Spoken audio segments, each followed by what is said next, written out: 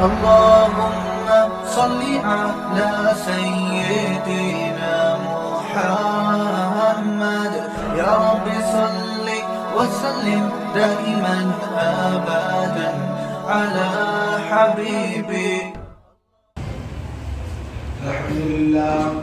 الحمد لله نحمده ونستعينه ونستغفره ونؤمن به ونتوكل عليه ونعوذ بالله من شرور أنفسنا ومن سيئات أعمالنا من يهده الله فلا مضل له ومن يضلل فلا هادي له ونشهد أن لا إله إلا الله وحده لا شريك له ونشهد أن محمدا عبده ورسوله. أما بعد فأعوذ بالله من الشيطان الرجيم. بسم الله الرحمن الرحيم. يا أيها الذين آمنوا قوا أنفسكم وأهليكم نارا صدق الله العظيم وصدق رسوله النبي الكريم. میرے بزرگوں دوستوں، شعبان المعظم کا مہینہ ہے. اس مہینے کی بڑی فضیلت کتابوں میں آئی ہے.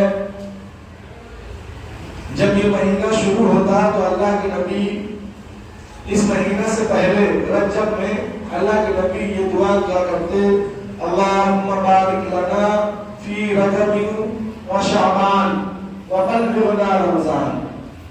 یا اللہ مجھے رجب اور شعبان میں برکت عطا فرما اور رمضان نصیب عطا فرما.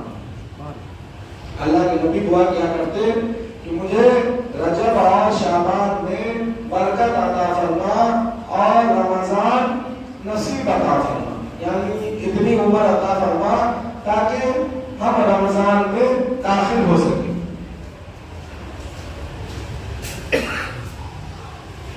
تو اپنی عائشہ رضی اللہ تعالیٰ عنہ فرماتی ہیں کہ اللہ کے نبی اس مہینہ میں کثرت سے روزے رکھا کرتے تھے. روزے رکھنے کی اکثریت تھی اس مہینہ میں. اللہ کے نبی اس مہینہ میں روزے بہت زیادہ رکھتے تھے، عبادت بھی زیادہ کرتے تھے. تو آپ حضرات بھی جو اللہ کے نبی نے کیا ہے اس کو مجھے کرنا ہے.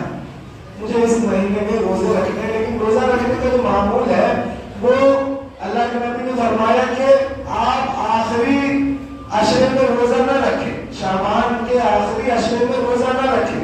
روزہ آپ کچھ دن پہلے تک روزہ رکھنا بند کر دیں تاکہ پھر رمضان کے جو روزے کا جو وہ ایک انسیت ہوتا ہے انسان کے اندر کہ رمضان آ رہا ہے اور اس کا روزہ رکھنے کی جو چاہ ہوتی ہے وہ دل سے نکل جاتی ہے. جب آدمی نفلی روزہ رکھتے چلا آ رہا ہے پھر وہ روزے میں داخل ہو گیا.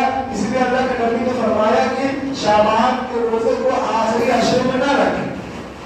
2-4 دن 5 دن پہلے آپ روزہ رکھنا چھوڑ دیں، آپ آخری عشرے میں روزہ نہ رکھیں.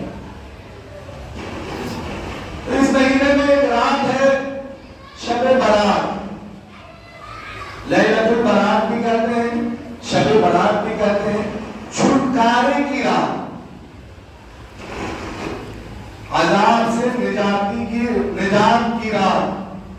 اللہ تعالیٰ فرماتا ہے اس کے بارے میں بہت سارے علماء کا اجماع ہے اس رات کے بارے میں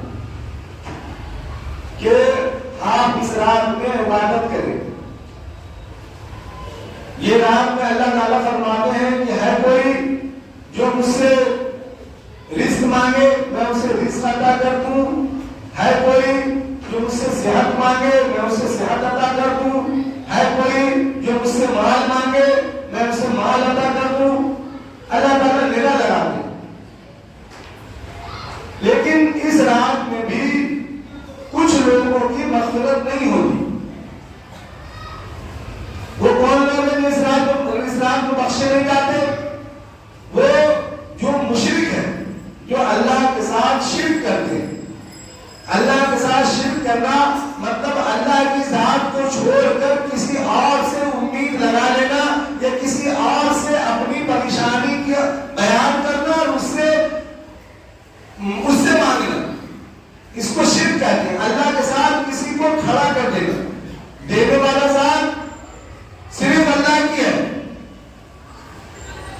کوئی مجھے رزق دے سکتا ہے یا مجھے کسی چیز سے کوئی پریشانی سے یا بیماری سے نجات دے سکتا ہے تو وہ اللہ دے سکتا ہے.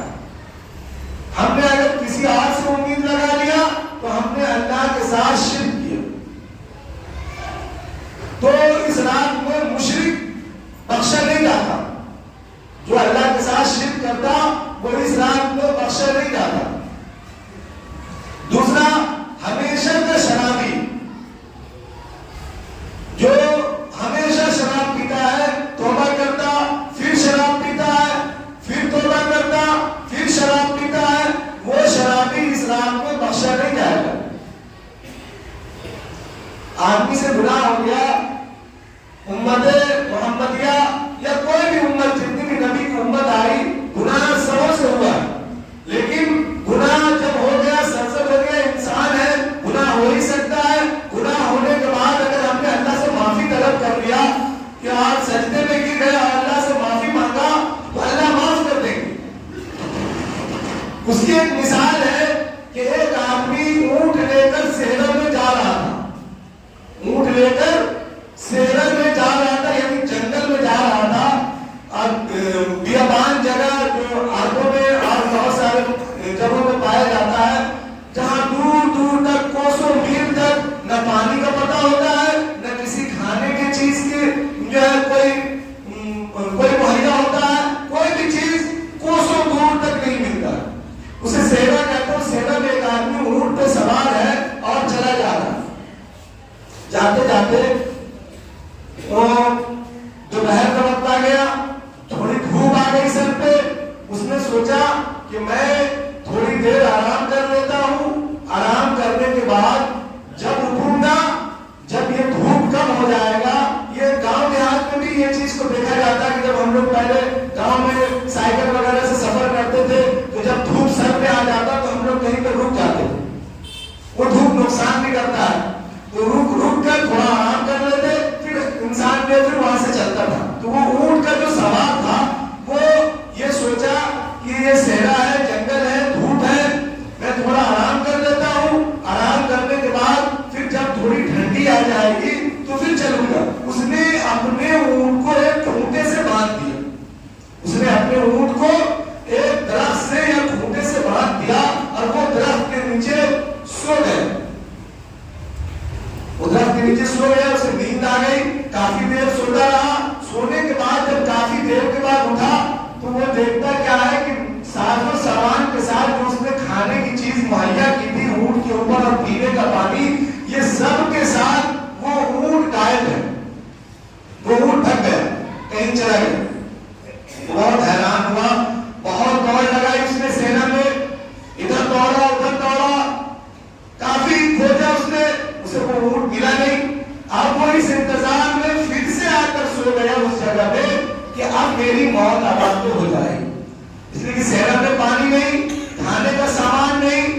اب ایک ہی راستہ بچتا ہے کہ اب سواری بھی نہیں ہے کہ ہم اس طرف کہیں جا سکتے ہیں. تو اب جو ہے موت رابطے ہونے کے علاوہ اور کوئی راستہ میرے پاس نہیں ہے. پھر وہ آ کے اسی جگہ پہ کافی پریشان ہونے کے باوجود وہ سو جاتا ہے. کافی پریشان ہوتا ہے، پھر اسے آنکھ لگ جاتی ہے، پھر نیند آ جاتی ہے. پھر جب نیند آ جاتی ہے پھر تھوڑی دیر سوتا ہے. سونے کے بعد جب اس کی آنکھ کھلتی ہے تو وہ دیکھتا ہے کہ میرا اونٹ ساز و سامان کے ساتھ میرے سامنے کھڑا ہے. میرا اونٹ ساز و سامان کے ساتھ پھر میرے سامنے کھڑا ہے. وہ بہت خوش ہو جاتا ہے، اتنا خوش ہوتا ہے، اتنا خوش ہوتا ہے کہ کتابوں میں بات آتی ہے کہ اسے کہنا چاہیے تھا کہ یا اللہ میں تیرا بندہ ہوں، تو میرا رب ہے. وہ خوشی کے مارے یہ کہہ جاتا ہے کہ یا اللہ میں تیرا اللہ ہوں اور تو میرا بندہ ہے. اس کی خوشی کی انتہا نہیں رہی. اس نے کہہ دیا کہ میں تیرا اللہ ہوں اور تو میرا بندہ ہے، جبکہ اسے کہنا چاہیے تھا کہ تو میرا اللہ ہے، میں تیرا بندہ ہوں. تو اللہ کے نبی جب یہ حدیث یہ واقعہ سنا رہے تھے تو آپ نے صحابہ سے کہا کہ اس آدمی نے خوشی کے مارے اپنے الفاظ کو بدل دیا. اسے یاد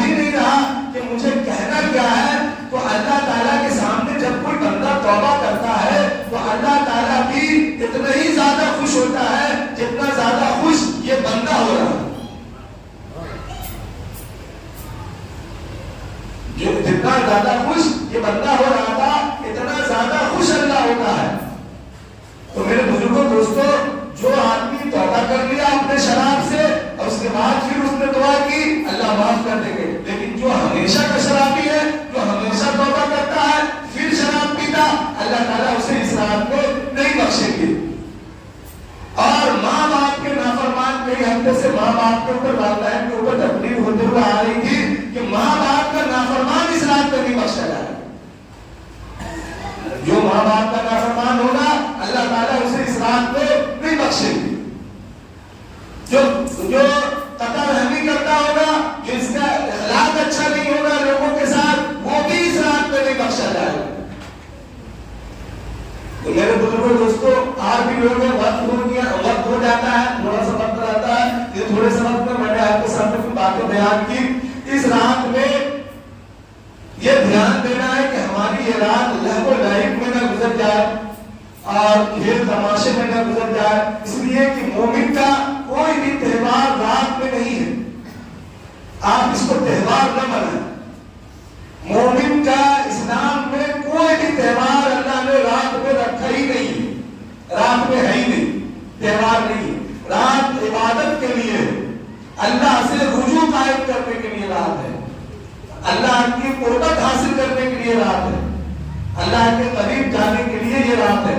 جتنی بھی راتیں ہیں, اس رات میں آپ لہو و لعب, آپ تماشا بنا کر آپ کھیل کود میں اس رات کو نہ گزارے.